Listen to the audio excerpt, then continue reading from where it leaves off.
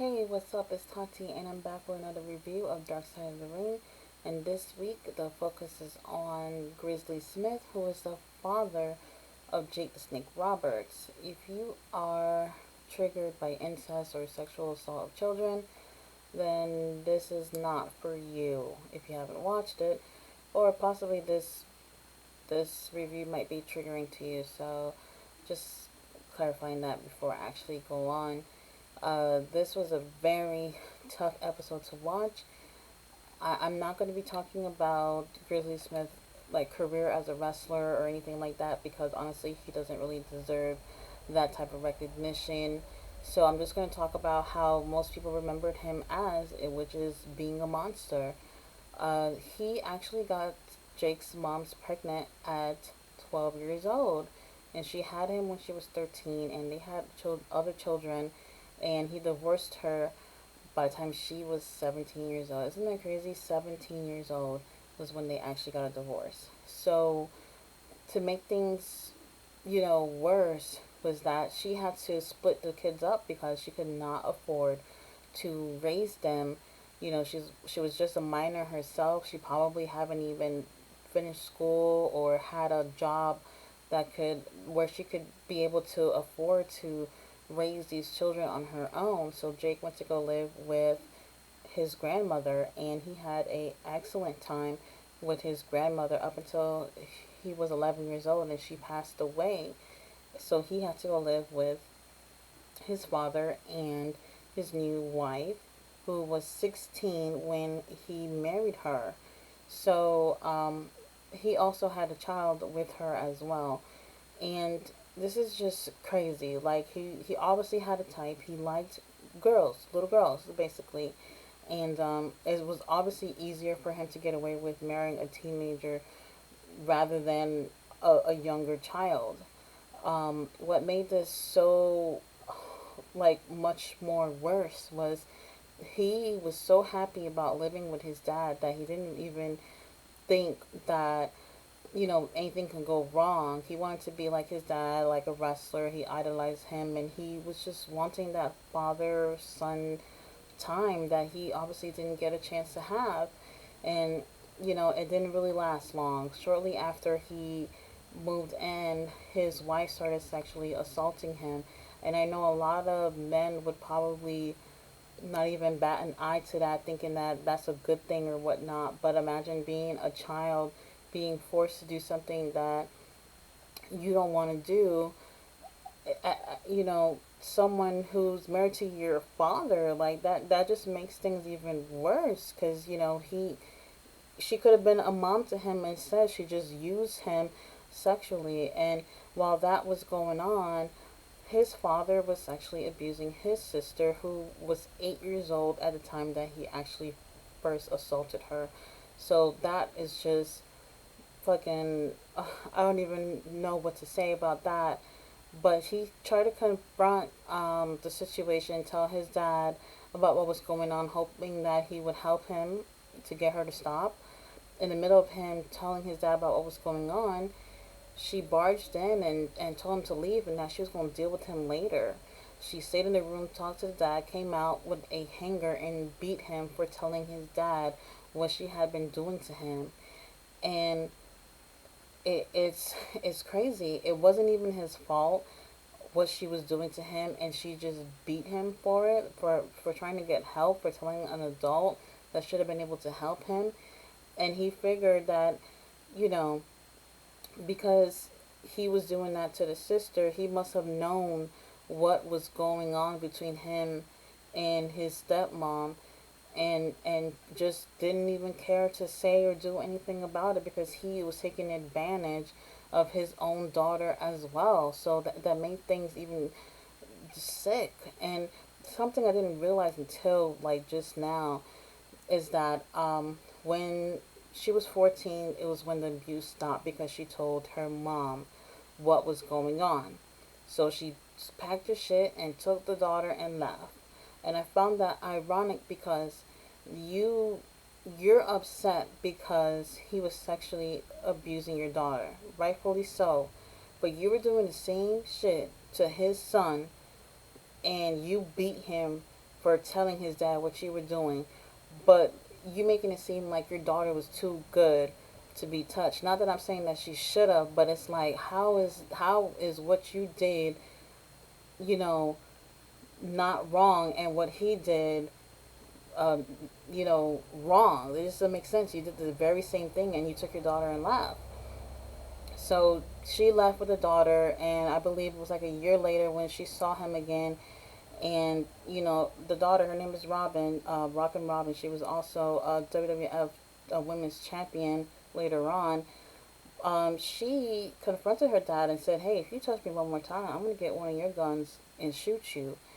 And I guess nothing ever happened from that moment on, and it probably wouldn't even have mattered because he had other little girls that he was preying upon. Um, One of his sons, Sam Houston, who his real name was Mike, he got married to another woman who was in the business. And that woman would be traveling with Grizzly when they're out on the road. And she specifically remembered this one time that he drove like over 50 miles over from where they were supposed to even be at just to pick up a little girl who was like 13 years old. Her parents deliberately handed her over to him for a couple of days and said, "Hey, we'll see you in a couple of days. Bye." Like, really, you sold off your daughter? What, did he offer you money? Did he offer you something that he could use to his advantage or your advantage? Like what the hell? I can't even imagine that. And she said that she didn't notice that something sexual or whatnot would have been going on. I guess she just didn't seem to think of him that way. But even though you don't want to think of someone to do something like that, like, how could you possibly just be okay with a little girl coming in the car riding with y'all, and he's sleeping and she's sleeping at his hotel room? Like, I would have been like, hold on, is that your niece? Like, who is this little girl to you that she needs to be on the road with us and sleeping in your hotel room? Like, that's just so crazy. I don't see how she just didn't see that. And there was another instance where his daughter Robin, she was already, had her career established and whatnot. She had her own home, and one day he just come knocking on the door with a little girl who's 9 years old, and told her, "Hey, can you make her a daiquiri, a fucking daiquiri, okay?" She said she didn't have any, so he went to go to the room and went to go to sleep. So she spoke to the little 9-year-old girl and asked her, "Hey, is he making you uncomfortable? Has he touched you? Has he tried to make any type of moves on you, whatnot?" And she told her everything about what he was doing, and she was uncomfortable. She was scared. So she decided to keep the little girl instead of letting him take her back on the road to wherever the hell that he was taking her. And that was pretty much it. She never said anything else about what happened to this little girl. Like, where was her parents? Like, how did he even get a hold of a 9-year-old girl? Like, who was at home not realizing their 9-year-old daughter is not there? I have an 8-year-old. Like, I cannot even imagine not seeing her for like 2 seconds. For me to, it's just, I cannot wrap my head around that. It's sad because he died at 77 years old and didn't even pay not one fucking minute for what he did. He could have been locked up being somebody's bitch, but instead he lived a somewhat of a long life, and he died at home. That's wild to me. Like, he should have been able to pay for his crimes. A lot of people knew. Jim Cornette was even talking about how, it was a joke in the locker room about him liking little girls, how he liked little girls to sit on his lap and all that stuff. And it's like, hold on, you guys pretty much knew. Even if it seemed like a joke or whatever, you guys kind of knew of something that was happening that was problematic, and no one said anything. Instead, it was a joke. The family was getting sexually assaulted by him, and no one did anything. And I just thought that was just so crazy how they went through all that. Then they become these famous icons, and then they turn to drugs and alcohol to cope with the things that they've gone through as children. Like, I feel so heartbroken to see Jake crying, seeing the hurt in his face, in his eyes. A grown man that, you idolize watching as a child, thinking he's so fearless, and he's crying about the life he lived. Like, man, that almost got me, man. That really got me to just see the hurt that he was experiencing. His sister too. One of his brothers was adopted, so he didn't get to experience any of that stuff. Thank God. And then one of the brothers who was actually there, it's crazy. He didn't see or notice any of it until many, many, many years later. One of the wildest part of the episode was about their sister, Jolynne, who was kidnapped, and they never saw her again. She was at home and she got kidnapped, and I don't know if the person, the trailer park manager, he was the one who actually stopped police chief and told him about what happened. I don't know if he actually saw anything, but he told them that, hey, somebody got kidnapped. We need your help. And they didn't kidnap the little baby that she had. The baby was still in the crib, but they took her.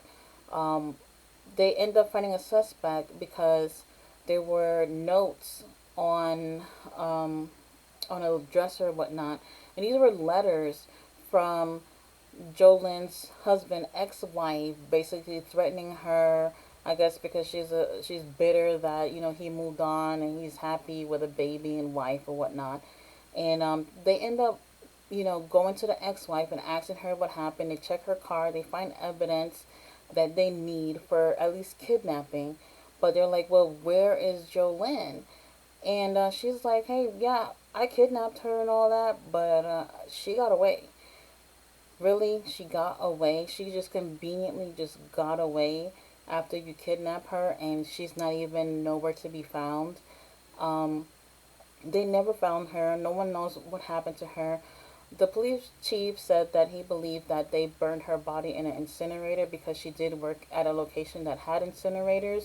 So they believe they took her there to um, basically cover up this whole thing and save their asses. And it kind of helped because um, they sentenced her to 33 years for aggravated kidnapping, and she only got to serve 7. Can you imagine that? Just 7. And she got out and continued her life and moved on like it was nothing, while this lady is just gone forever. Like, that's so crazy. Like, without the actual evidence and the body and even a witness, like, they could not charge her with murder because it just wasn't enough to charge with murder. So while that was going on, some of the siblings, they kind of came up with maybe the dad had something to do with it, because 2 weeks before that, Jolynne had went to Robin and basically was asking her if the dad was, like, touching her or doing anything inappropriate with her.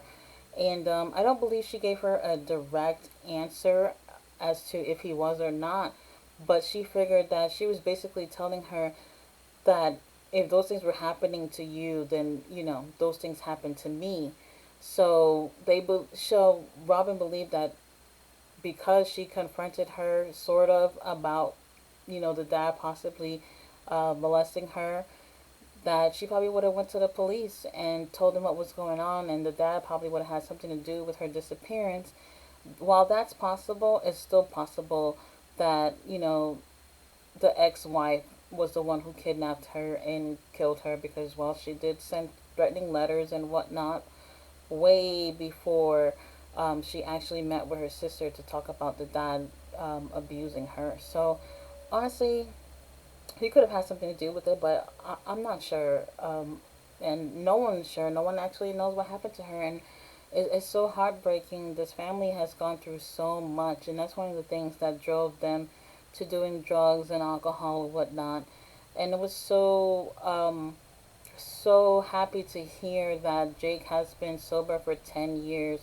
That's a long time for somebody who's been doing cocaine for 20 years. He said that was his preferred drug, and he didn't care about nothing more than cocaine the whole time that he was doing it. And it's a huge thing to be sober for even a day. Better yet, 10 years. Congrats to Jake for being sober for so long. And even his sister, who used to be an alcoholic too, because of all the trauma they went through. It was just so heartbreaking to see how this family was broken by one man. It's just so crazy. And it's not just the family, all those little girls who's had some type of experience with him, that's never spoken up or whatnot, and this guy died at home. Like, this, it just doesn't make sense to me. And one of the sons, Sam, he still to that moment talked about how he idolized his dad, and that he was, he felt really bad to hear that his brothers and sisters were being abused by their father or whatnot. His father always had his back. He wasn't abusive towards him or whatnot, and so he didn't see him the way everyone else saw him. They even talked about how Sam had the most DUIs in the state of Texas. And every single time, but the last time, he would bail him out, and he would just pay like a little fine, do a little community service, nothing, nothing, nothing, because his dad influence, once again, him manipulating people. The most DUI in the state of Texas, and you got him off every single time, but the last time, it's crazy. Crazy, crazy, crazy. And he ended up serving prison time, and his father died while he was in prison, so he couldn't, be with him in his final moments. Like, it's just crazy, man. He did all of that and got away with it, and some people actually knew and did nothing about it. That's the crazy part.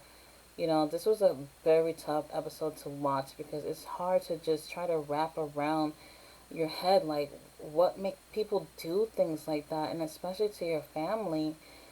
It's crazy. I don't know, you guys. Like, it took a while for me to even record this, because I was like, man, this is just so tough, hearing what they went through, and you can still see it in their eyes that they're in pain from this. And all the siblings, they're not even close to each other because of this whole situation. Everybody's divided, and they're actually hoping that with this um, little documentary, that they will actually become close, and hopefully that does happen. They deserve some type of closure in their life. Like, what the father did to them shouldn't be the reason why they can't get together. And I honestly hope that they do get together because of this. Thank you for watching my review. I'm not really sure what the next episode was, because I was ready to turn the television off. But if you want to check it out, I actually did see this on YouTube. Um, Thank you for watching my review.